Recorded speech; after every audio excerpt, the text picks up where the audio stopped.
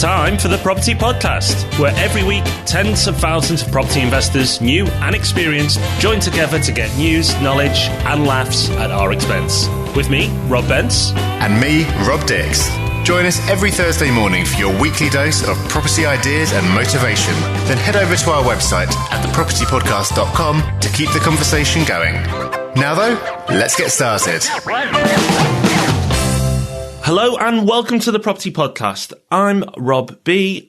And joining me is Rob D from a sunny London. It is beautiful today, Rob. I hope when you're listening to everyone, it's a lovely day because it's glorious recording this. Yeah, it really is. It's made coming back to the UK even more pleasant for me because I've not even had to sacrifice the weather apart from about 20 degrees of temperature. But the sun is the main thing. Well, thank you for bringing it back with you, Rob. We do appreciate it.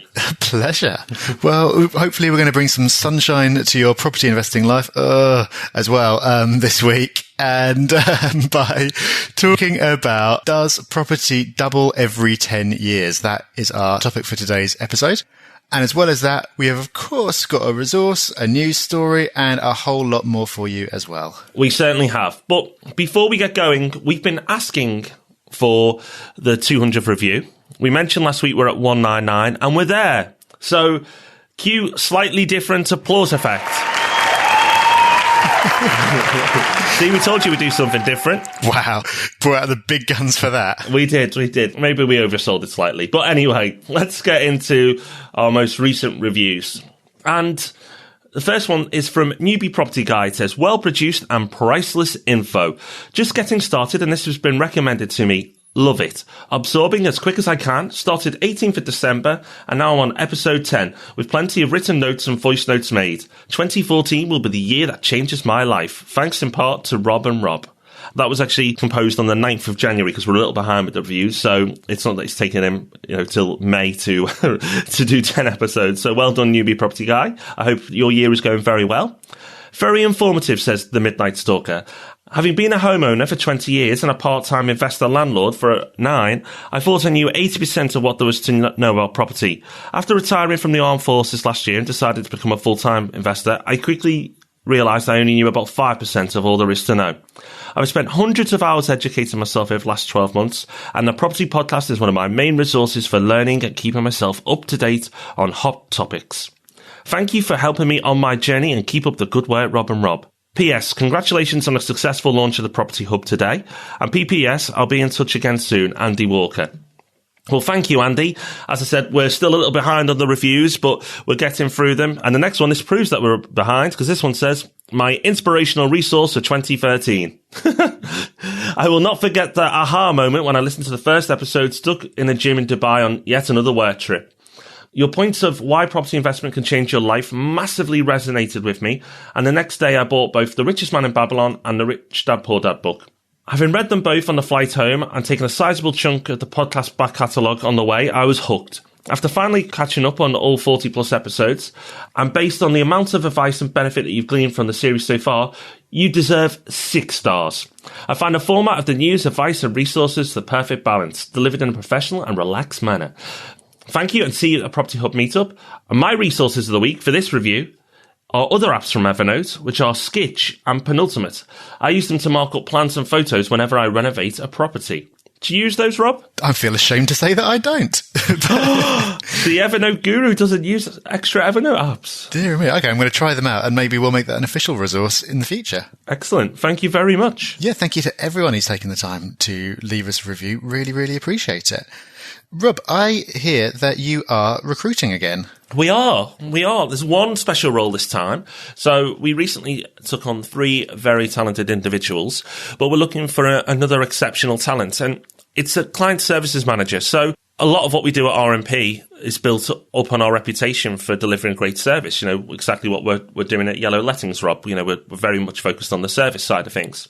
So I want a superstar. I'm not being greedy. I want a superstar to help deliver that service. And that's where the client service manager rolls in. So if you're great with people, if you have a great attention to detail, you're a good problem solver, you rise to a challenge, then, apply. You're more than welcome to apply. I told you I wasn't after much, Rob.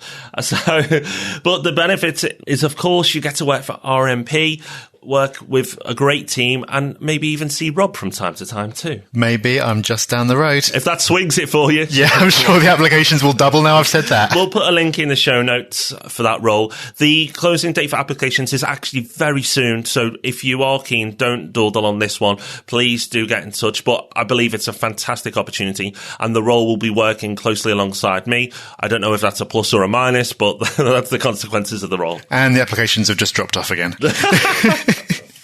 No, do get on the case. That sounds like a really great opportunity. Yeah, so don't hesitate if you want to do that. The link will be in the show notes, which this week are at thepropertyhub.net/double. Now, another thing that you won't want to miss out on that's coming up soon is the reopening of the Property Hub Plus. So you may or may not already be a member of the Property Hub. You certainly should be. And Plus is our private group within there for people where there's private chat, there are mastermind groups, we have monthly Q&As, and all the courses we create, Plus members get for free as well. Plus has been closed to new members since the week after we opened, because we just wanted to have a small group, get everyone bedded in, and really make sure that we weren't doing too much too fast. But we've had a lot of people asking when we're going to be reopening, and I think we are now ready. So it's not been open for the last 3 months. I'm not sure when we're going to open it again, but from the 1st of May, there is going to be a window. And as I've said, being a member of Plus means that as well as the monthly chats, the private conversations, the mastermind groups, which are just getting started now, as well as all that, you get all our courses for free. And we're going to be creating at least one course every month from now on. And we've got some great stuff coming up. We just recorded a course about investing from afar. So if you want to invest away from where you live, acquire and manage remotely, we put together a really info-packed course about that. But as well as things like that we create, we're having guest experts to come in and create courses with us as well. So we've got a course coming up with Ian Wallace, the tax expert, all about tax from a buy-to-let perspective. We've got Susanna Cole coming in to talk about buying to sell. We've got Phil Stewardson coming in to talk about refurbs and developments. And all this stuff is going to be free to members of Plus. So if you're interested, to get on the waiting list, just go to thepropertyhub.net/plus. Get on the waiting list, and that means that you'll get advance notice before we reopen on the 1st of May. So you'll get to get in there before anyone else and make sure that you book your place. So thepropertyhub.net/plus is the place to go. It certainly is. We don't know how many people we're going to take in on this batch. We're going to have to make a call on it, but we don't want to flood the Hub Plus. You know, it's a lovely community there. So what we want to do is just gradually ease more people in. So we'll take a few more people in and then we'll close it off again. That really will benefit for you if you join. And if you haven't joined, I think, you miss out this time as well, then, don't worry, because I think the community that we're building in the Hub Plus section is quite nice, and it's low, and it's taken its time to build because we're deliberately doing it that way. So it allows people to get to know each other on a personal level. So that's the reason behind what we're doing. I hope it makes sense to you, but please don't get frustrated if it closes before you get the chance to jump in. Just make sure you're on top of the podcast and note that date and you won't miss out.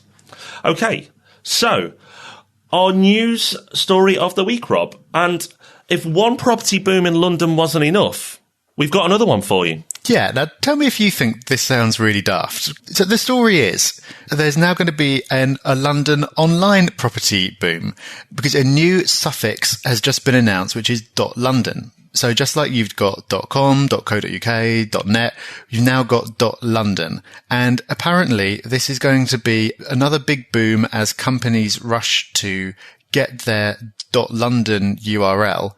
Supposedly this is going to be a big money spinner and it's going to be a really big deal. I just can't imagine typing in like something .london. It just doesn't make any sense to me, but I don't know. Maybe I'm stuck in the past. It just seems like a really weird thing to me. It's all changed. There's going to be .london, but there's going to be things like .property. I've even seen .guru, which I don't know who's going to be rushing to take that one up. There's all sorts that are coming out. .london is the latest in the line. I mean, did you by any chance buy property.london? Oh, that would have been a good idea, wouldn't it? I missed that one. I mean, I'll check, but I've got a sneaky feeling that might have gone. The article says as well that there's a potential for companies having to rush up to buy all these domains anyway because of domain squatters. So you might go and buy Chelsea.London and then try and sell it on to Chelsea Football Club for a load of money. So I'm not quite seeing it myself. We'll see if it catches on, but we'll put this story in the show notes. It's from The Guardian, and see what you think. I'll tell you what, Rob, if it's not bad enough having squatters in one property sector, having them in two is just unbearable. I know. But anyway, let's move on to our topic of the week, which this week is going to be asking, does property double every 10 years? So this is something that you might have heard before, but with a different number of years. You tend to hear these quotes thrown around without people really knowing where they originated from. So depending on the marketing material you're looking at, you might see that prices double every 7 years or 5 years or whatever. But what is the reality? That's what we wanted to get to. We're going to really dig into the data in this episode and try to get to the heart of what's really happening. So there are lots of data sources that you can draw from. The ones that you'll commonly see, there's the Office of National Statistics, there's the Halifax, there's Rightmove, there's the Land Registry, and there's the Nationwide Price Index. And they all measure things in different ways. So depending on which one you look at, you can end up getting different answers. So, for example, Rightmove's index only reflects asking prices. And as we know, asking prices don't necessarily bear much of a resemblance to final sold prices. So it's good for current trends to see how people are feeling about the marketplace, but it's not all that accurate in reality. The Office of National Statistics doesn't include cash sales. So that's another abnormality about that one. And overall, the Land Registry is the most reliable because that is based on actual sold prices from all transactions that are recorded there. So that's the most reliable. Of all the data sources, the one that you tend to see the most and the one that's most useful really is from the Nationwide. Nationwide is the longest running. It goes all the way back to 1952. And because of that, it means you can go all the way back and look at long-term trends. So basically for recent trends, and by recent meaning like the last 30 years or so, you can look at any of them, the data sources I just mentioned, as long as you know the peculiarities of each one that might skew them. But when you're looking for really long-term trends, which is what we're doing today, the Nationwide Price Index is the best one to use. So that's the one that we're going to be talking about for the rest of this episode. It is. So the Nationwide Price Index, as Rob's already stated, it started way back in 1952, Q4 to be precise, and the results are in. And Rob, I'm trying to outmuscle you, which is kind of ironic for what I'm about to say, for the geek role. Go ahead and see how you do. So I've been digging into the data. So now I, up until this point, had looked at the data and, I'd had a reasonable look. But for the podcast, I wanted to dig that little bit deeper. So I didn't want to say roughly. So what I used to say up until this episode was property doubles just over every 9 years. Okay.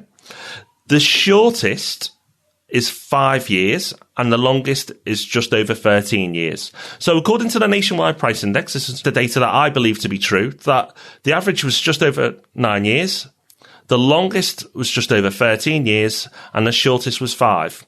But, dear listener, I wanted to make sure I had the precise numbers.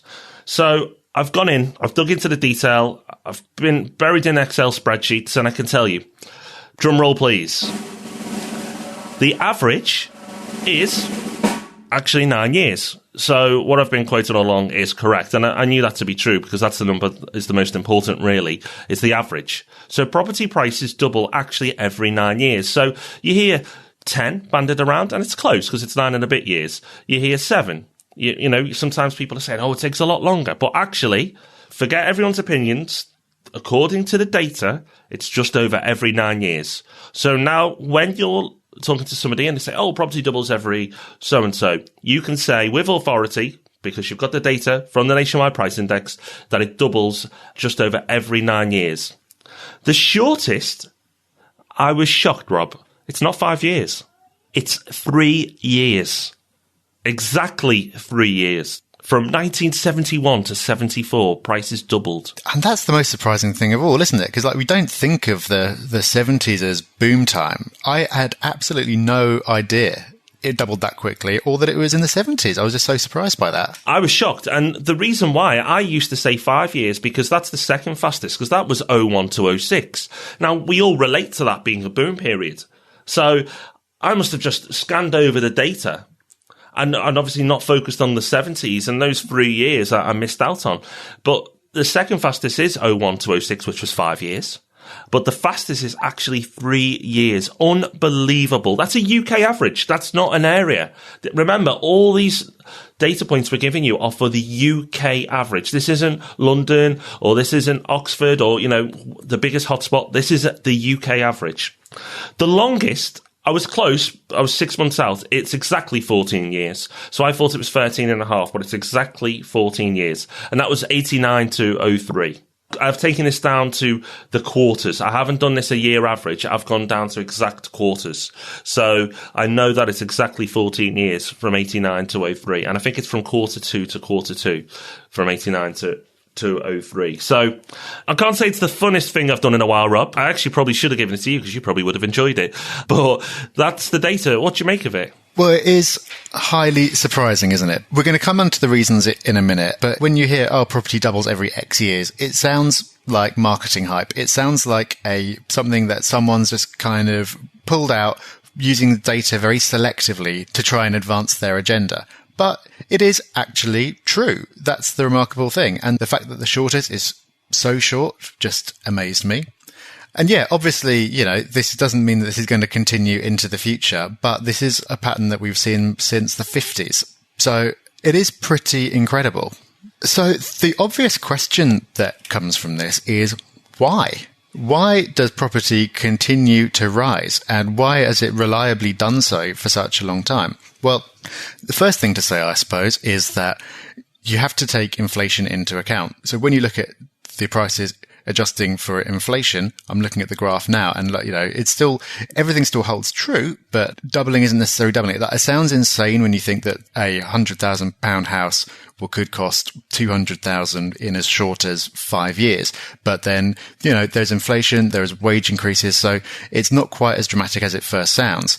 And you also have to bear in mind that this is not a straight line upwards. So along the way, there are booms, there are busts. You can see very, very steep climbs. You can see equally steep declines. Yeah, Rob, I'd say it's more of a wave upwards.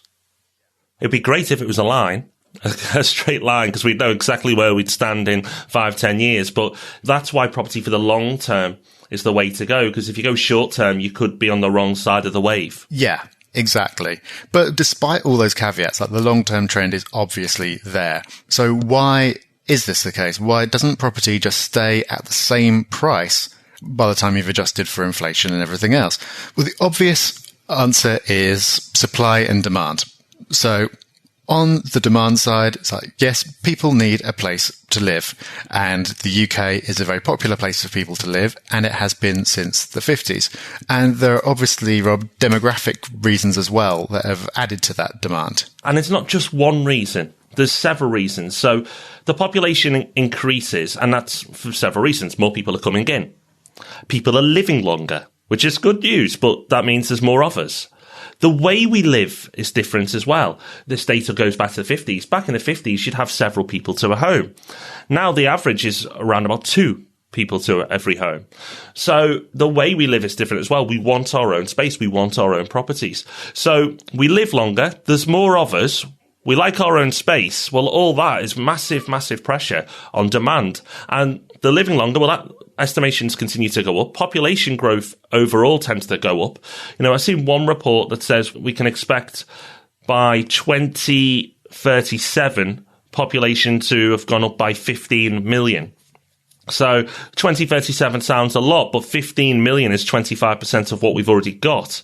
So that's a 25% increase in not that long a time. If these trends continue, we need to build more homes. But that's the problem, Rob. We're not. Yeah, so this is the Barker report, isn't it? Which said that to maintain equilibrium, we needed to be building 250,000 new homes every year.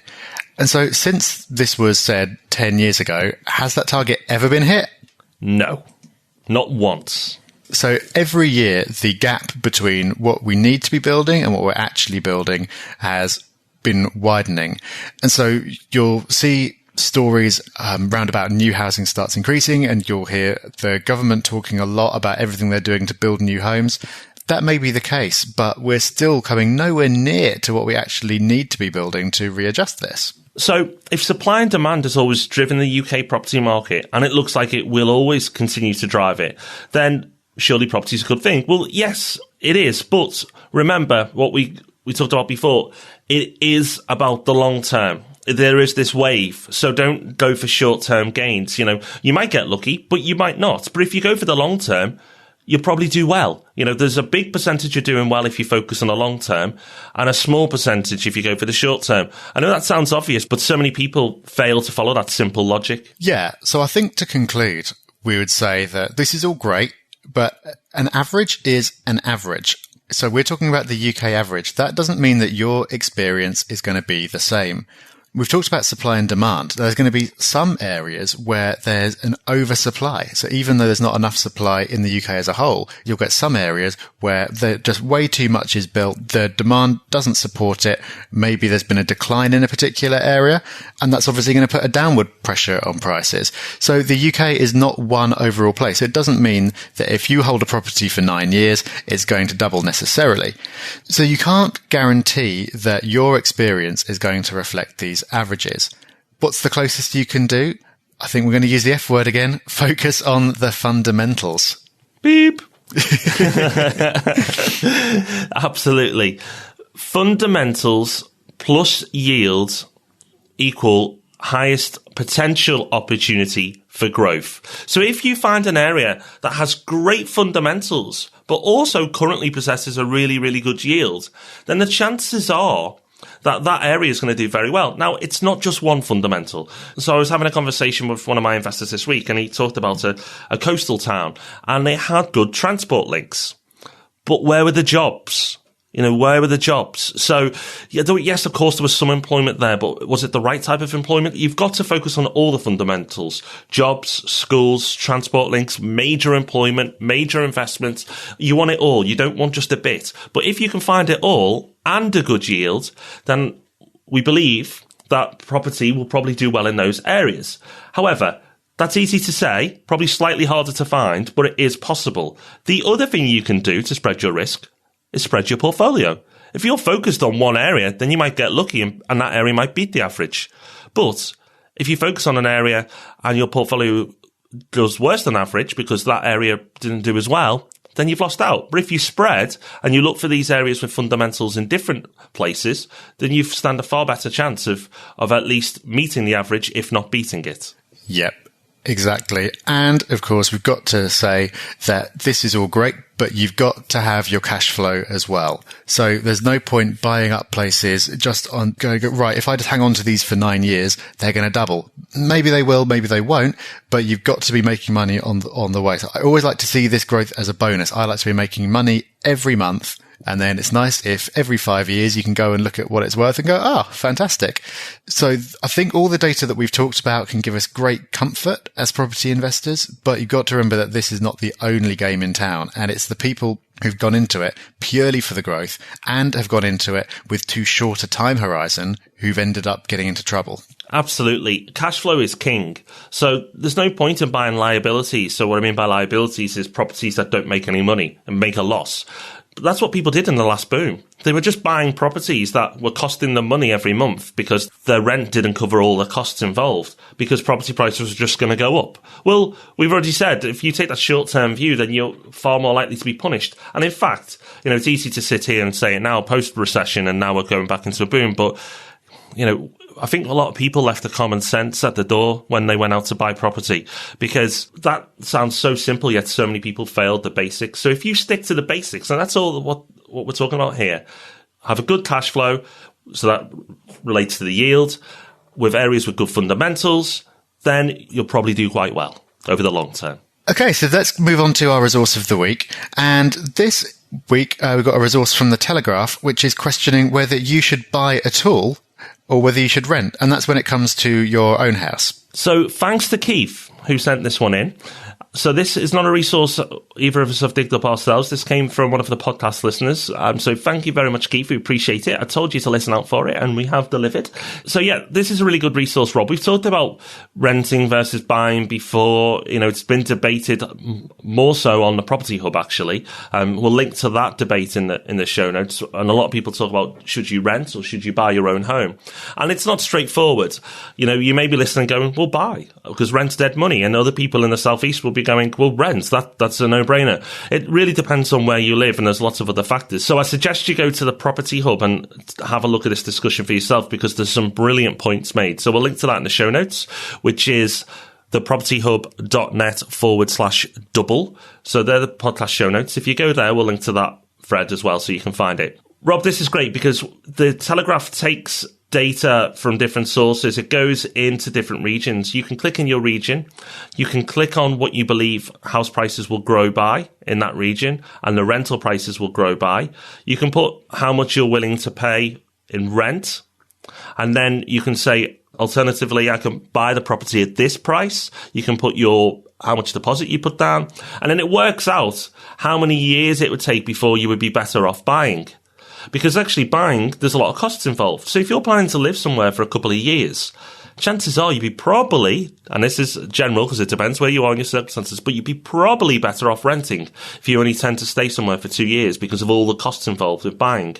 Now, you may be listening to this and going, no, but look at the thread for yourself and look at this tool that Keith's supplied and have a look for yourself. Pick your area, put your property price in and put what it would cost in rent and let the clever app do its algorithms and punch out the numbers and let you know if you're right or wrong. Yeah, it's really good. I really like how you can put in your area and it'll populate like the average house price change historically and things for you. So you don't need to be armed with all the data yourself to get started with this. So we'll link to it in the show notes. Go check it out. So Rob, that's us for another episode.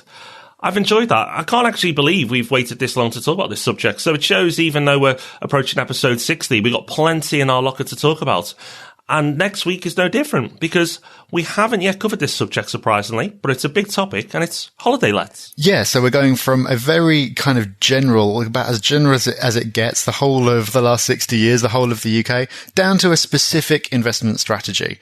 So we're going to be looking at whether holiday lets are a good investment. We know that they take up more of your time than a traditional one, but do the returns reflect that? That is what we're going to be getting into. Well, Rob, that's us for another episode. I'm looking forward to next week's topic. But until then, everybody, bye-bye. Bye-bye. Thanks for listening to The Property Podcast.